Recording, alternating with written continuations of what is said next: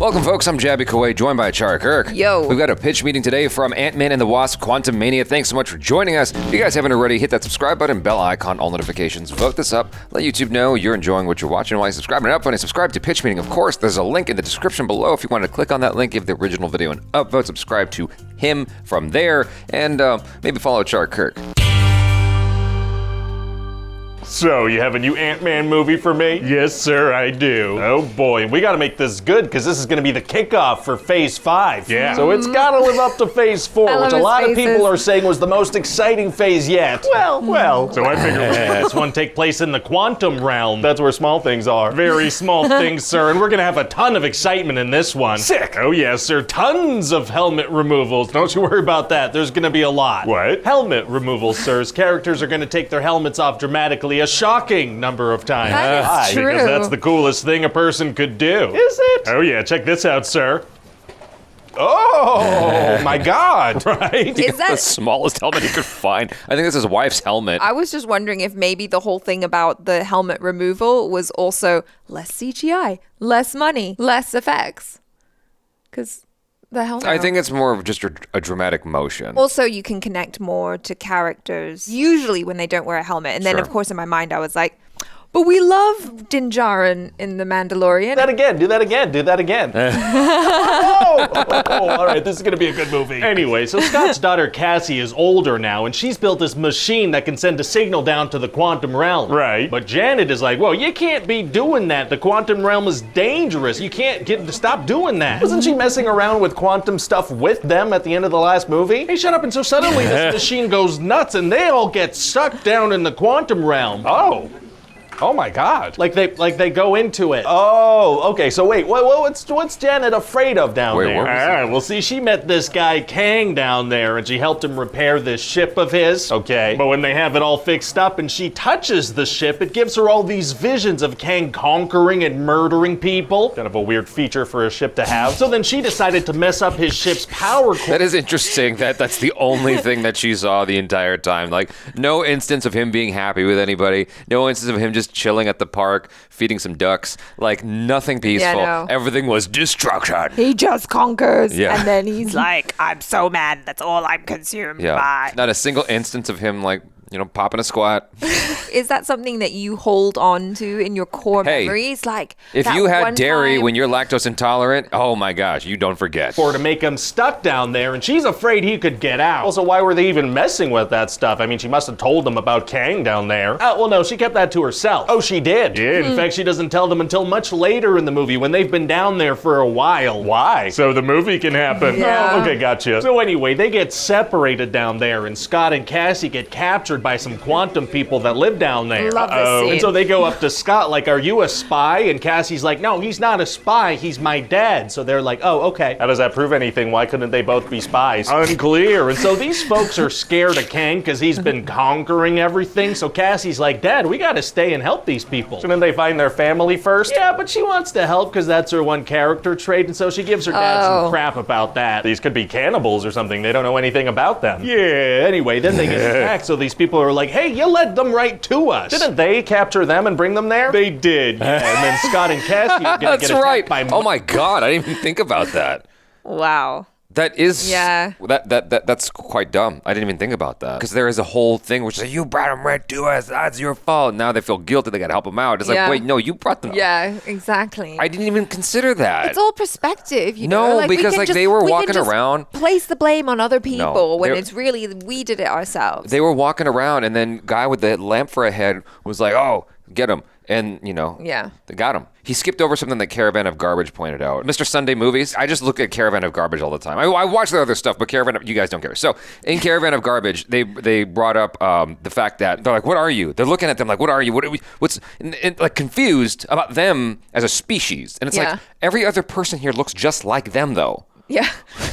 Why are they so flabbergasted at like the appearance of these people that look just like everybody else, every other person who lives in this realm? Well, it's not like they're the first bipedal organisms that they've ever seen. With the nose and eyes and a mouth in that sort of general vicinity. Yeah. It's not like you have an asshole for a mouth. Then you'd be like, whoa, well, some of us do. MODOK. Oh, MODOK, huh? What's his deal? Well, turns out he's Darren Cross. Hey. Who is that? Darren Cross, who was, the generic bad guy from the first movie. He's from the first movie. Yeah, he is. So when he got sent down to the quantum realm at the end of the first movie, he got all messed up, and we're gonna see his tiny little butt. What? And Kang turned him into this killing machine called MODOK. And what's he like? Well, his head's all stretched out weird like this. Oh my God, how did you do that? I've been doing Pilates. Oh, so anyway. That is a very accurate interpretation. That is what it looks like. It looked exactly, it looked qualitatively a little bit better than that, but yeah. It just looked stretched. They ran out of time. And then they were like, oh, what can we just stretch the face. Meanwhile, Janet, Hope, and Hank are trying to track down this guy that Janet used to know down in the quantum realm. Who's this guy? Well, his name is Krylar, and we're gonna find out they had a little romantic thing going when she used to live down there. Oh, quantum infidelity is tight. And so this guy used to be a good guy, but now he's a bad guy. Oh no. Yeah, so they steal his ship and escape. Very exciting. And so then Scott is gonna meet Kang, and Kang is gonna be like, hey, help me retrieve my ship's core or I'll kill your daughter and make you relive it over and over. Oh my God. So Scott's like, geez, okay, I'll do it. He doesn't like how that sounds. He doesn't know. So then he is gonna do what Kang asked. Uh-oh. And so then Scott's gonna turn into Giant Man and stomp around yelling, our word is our bond. Kind of a strange strategy, but yeah, that might help. And Cassie's also gonna help start an uprising with those quantum people from... It took me a second.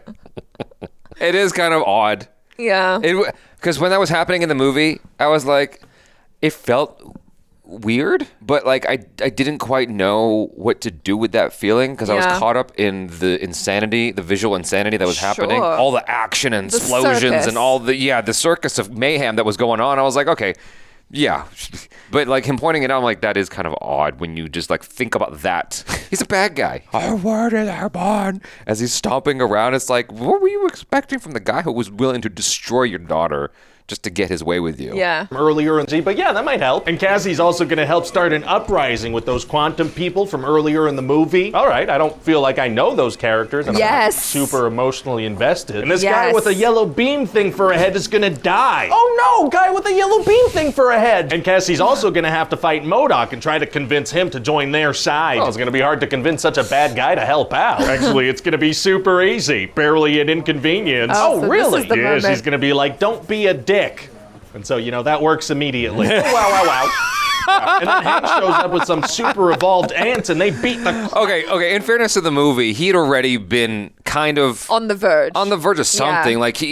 You could tell there was something confusing going on internally with him. Yeah. And additionally, he was getting kind of messed up by Kang also. There's that torture scene where Kang's like, oh, you gotta help... messes up his daughter. Are you gonna help me out? And then Ant-Man's like, all right, fine. But in between that... MODOK's in the corner there going, ha ha ha, and some words, and then he goes, and knocks him into the corner. Yeah, he was kind of an abusive boss. He was mean to him, and so I can already see, why MODOK would kind of, I don't know, man. I just went with it. It was fun. For me, it was fun. At least I died an Avenger. And Ant-Man's like, yeah, it was worth it for that. Yeah. And then Hank shows up with some super evolved ants and they beat the crap out of Kang. Very violent insects. So then the good guys are going to be going home through a portal, but then Kang's going to pop out again and start beating the crap out of Scott. Oh no. Yeah, and Hope's going to pop back in to help out and the portal's going to close behind her. Oh yeah, Hope. I forgot she was in there. Right. Me too, sir. So then they manage to defeat Kang and maybe he's dead, maybe. Wow, so they're stuck in the quantum realm, huh? They sacrifice themselves? No, the portal can just reopen, so they go home. Oh. Okay, I thought there would be some consequences or something. I mean, it has consequences, sir. The guy with the yellow beam thing for a head died. That is a good point, yeah, you're right. And so that's about it. What do you think? Well, I mean, Kang is supposed to be the next big bad guy, right? And so far we've seen him get killed in Loki, and in this one he gets beat up by a bunch of bugs. Yeah, well, there is gonna be a post-credit scene of a bunch of him in a bunch of different costumes. Oh, yeah, that'll do it. That is threatening and not hilarious in any way. I think people are really gonna like that. Oh, no. Yeah, that was not, I don't think, I can just imagine in the room, they're like, it's going to be great. We're going to show them all these different Kangs. It's going to be great. People are going to be so excited. And then it's like, no, actually. It was just a bit extra. Weird, yeah. How would you have felt if they got stuck in the quantum realm? That's what I expected. But, like he was saying, consequences. I thought that would be way more heroic to actually have to give something up. He's finally reunited with his daughter. He's missed 5 years of her life. But in order to save the world, he has to give her up again. That's so much more meaningful and so much more heroic than like, haha, you can come back now. I think that the script probably needed more time to develop because there was something missing. Like, I knew what they were going for, but there's this line he says to Hope where he goes, oh, you came back for me. It's like, well, did you think she wouldn't? Like, there was no part of me that ever doubted that she would go back for him. They didn't set up a thing where there was some sort of a chasm between them now because of something, et cetera, that would have helped us to go, maybe she wouldn't save him. And then she comes through at the last second, kind of like, okay, well, I don't want to give away. I was going to say something. All right.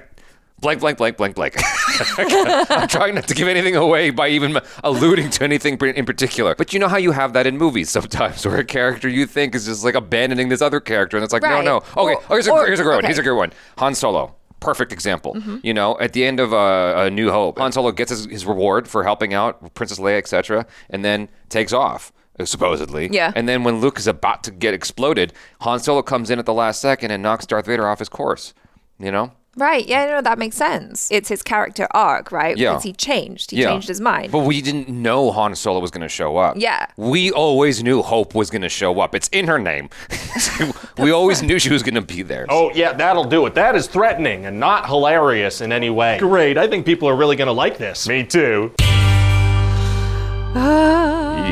Yeah. Hi, everybody. Ryan George here. Thank you for watching that pitch meeting. I hope you enjoyed it. I did enjoy it. Thank you. Yeah. I'm also enjoying the revisits with his commentary. But anyway, I think he pointed out a lot of strong points there. Yeah, I mean, it's kind of pretty much what what a lot of us have been feeling. I know that there are many people out there who genuinely just enjoyed the film for what it is, and I'm so happy. Yeah. You know, and there were many things that I enjoyed about it, but for me, it felt just like a very okay movie. It was visually awesome, though. It was visually awesome, for sure. I just think that, like, for all the amount of effort that goes into one of these movies, especially Ant-Man, any Ant-Man film, like, Ant-Man is one of my favorite heroes from the MCU. Yeah. It just seems like they really should have taken more time with the script before moving into the next stage. But then what's happened is they got all these deadlines they've set for themselves, and there's, like, this expectation of something has to come out, both for financial reasons and to satisfy the audience, because the audience doesn't want to wait. They want their cake and they want it now. That's a weird way to phrase it, but you understand what I'm saying. It's like everyone wants it like 5 minutes ago. Yeah, no, and I get that. Like, I'm always so excited for every new Marvel or comic book movie that comes out or show. But then also another part of me is like, I wouldn't have minded waiting a little bit more if it meant that the quality was better, or they had another pass at the script, or, you know, just had some more time to work on it. You guys, thanks so much for hanging out. I'm Jabby Kuwait. This is Achara Cook. Peace out.